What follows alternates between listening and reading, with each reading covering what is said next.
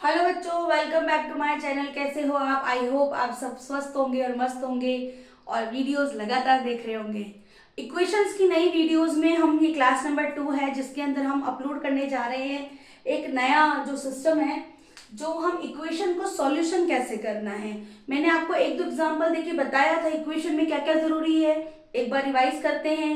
Operators होंगे, variable होंगे, coefficient हो सकते हैं, कांस्टेंट हो सकते हैं, एंड मस्ट मस्ट मस्ट जो चीज है वो क्या है, इक्वल टू का साइन जरूर होगा। इक्वेशन तभी बनती है जब वो लेफ्ट हैंड साइड और राइट हैंड साइड में डिवाइड की जा सके। एक्सप्रेशंस जो हम पहले पढ़ चुके हैं उनका यहाँ पूरा यूज होगा। ट्रांसफर मैंने आपको बताया था, left hand side right hand side में अगर हम एक्सचेंज करते हैं किसी भी नंबर, किसी भी कोफिशिएंट, किसी भी वेरिएबल, किसी भी टर्म को, तो आपको ये ध्यान रखना है इधर से जब ये इधर जाएगा या इधर से कोई टर्म इधर आती है तो वो प्लस से माइनस, माइनस से प्लस, मल्टीप्लाई से डिवाइड, डिवाइड से मल्टीप्लाई जरूर होगी। साइन को आपको ध्यान रखना है और कोई ध्यान रखने की जरूरत नहीं पड़ेगी। और आज मैं आपके सामने 3 क्वेश्चन करवाने जा रही हूँ। तीनों ही क्वेश्चन बहुत इजी है, तीनों में अलग अलग छोटा छोटा कंसेप्ट है। चलिए शुरू करते हैं। पहला क्वेश्चन है 5t plus 28 is equals to 10। यहां पर आप देखिए constant term, constant variable term, constant term, constant term. बहुत ही सिंपल है, एक ही टर्म है जिसके अंदर हमारे पास वेरिएबल है तो हमें ज्यादा कुछ करने की जरूरत नहीं है। That is 5t is equals to, यहां पर 28 प्लस में था तो ये जाके यहाँ क्या हो जाएगा, माइनस हो जाएगा। लेकिन ध्यान रखिएगा राइट हैंड साइड की टर्म को पहले आपको लिखना है। शिफ्ट जो हुआ है उसको आपको ध्यान में नहीं रखना है, जो शिफ्ट हुआ है उसकी कोई फर्क नहीं पड़ेगा, आपको उसको लास्ट में ही लिखना है। लास्ट में मतलब कि जो पहले टर्म्स हैं उनके बाद में आप उसको लिखें।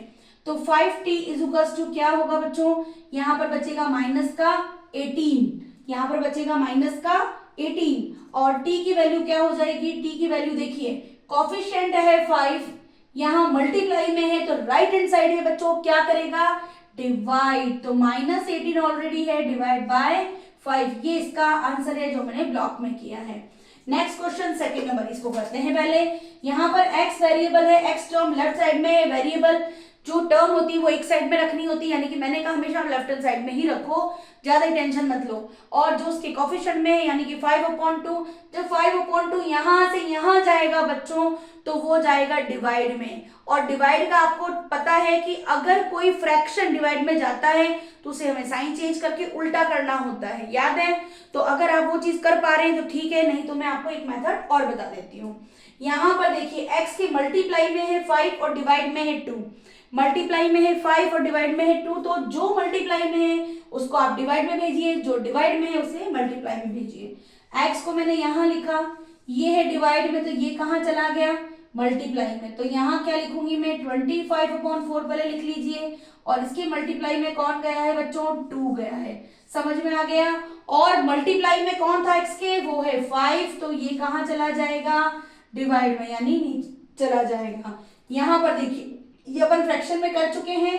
फ्रैक्शन में अगर कोई एक न्यूमरेटर एक डिनोमिनेटर से कट जाता है तो आपको काटना है 5 की टेबल से 5 5 जा 25, 2 की टेबल से 2 1 जा 2, 2 2 जा 4, तो लास्ट में क्या बचा बेटा, ऊपर 5 और नीचे बचा ओनली 2।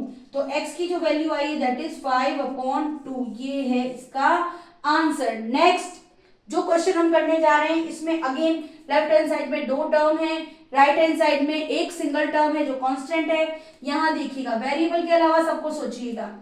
अब एक अंतर मैं आपको बताने जा रही हूं, यहां पर कांस्टेंट के मल्टीपल में एक सिंगल नंबर है जो कोफिशिएंट 7 है, यहां प्लस में 19/2 यानी एक फ्रैक्शन है।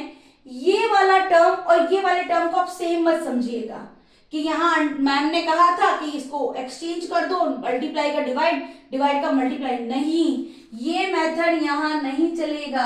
आपको क्या करना होगा, ये जो टर्म फ्रैक्शन है बेटा वो प्लस में है, यहाँ पर सिंगल टर्म थी, सिंगल टर्म में हमने डिवाइड वाले को ऊपर लेके गए, ऊपर वाले को नीचे लेकर आए। तो आपको ध्यान रखना है यहाँ पे क्या करेंगे, ये टर्म यहाँ पर प्लस में है तो ये कहाँ जाएगी, माइनस में जाएगी। ये टर्म यहाँ प्लस में लिखी है तो कहाँ जाएगी, माइनस में जाएगी। मैं यहाँ आके रुक गई हूँ, धीरे समझाने लगी हूँ। जब मुझे पता चला कि चीजों में कंफ्यूजन है, यहाँ प्रॉब्लम आती है, और डेफिनेटली जब टेस्ट में क्वेश्चन आते हैं डेफिनेटली फिर भी करोगे, इतना बताने के बाद भी फिर भी गलती करोगे, आप फिर क्रॉस मल्टीप्लाई कर दोगे, वो करना नहीं है आपको, ठीक है। आपको यहाँ पे टर्म को माइनस में ले जाना है। 13 के डिवाइड में कोई नहीं है तो आपके क्या आ गया है बच्चों, 2 LCM आ गया है। 13 2 जा 26 माइनस 19। यहाँ मैंने इसको फ्रैक्शन को सॉल्व करा है, लेफ्ट हैंड साइड में 7m अकेला लिखा हुआ है। आपने क्या करना है, मैंने फ्रैक्शन बढ़ा दिया है 13/1, 1 का एक नीचे डिनोमिनेटर नहीं था इसलिए लगाया है, दोनों के नीचे एलसीएम आया है 2, 1 का डिवाइड 2 टाइम गया, 13 2 जा 26, 19 से मल्टीप्लाई किया, यहाँ पे 119 आया है। 7m इज इक्वल्स टू, है ना।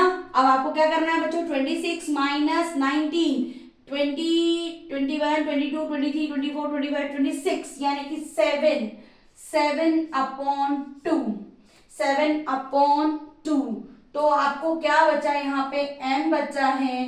अब आपको क्या करना है, जो मल्टीप्लाई में कोफिशिएंट में होता है उसे कहाँ भेजना होता है, डिवाइड में। डिवाइड में बच्चों देखो नीचे भेजना है, डिवाइड में यानी ये ऊपर है ना, तो इसको फ्रैक्शन को कहाँ भेज देंगे बेटा, नीचे भेजेंगे, और ऊपर तो कुछ है ही नहीं, तो 7 से यहाँ क्या चला गया, 7 कट गया। तो यहाँ पे देखिए अब एक गलती और करते हैं बच्चे, आंसर दे देते 2, लेकिन 2 बेटा डिनोमिनेटर में, नॉट इन न्यूमरेटर, तो 1/2 बचा, क्योंकि ऊपर कुछ नहीं बचा तो नीचे क्या बचेगा, 1/2।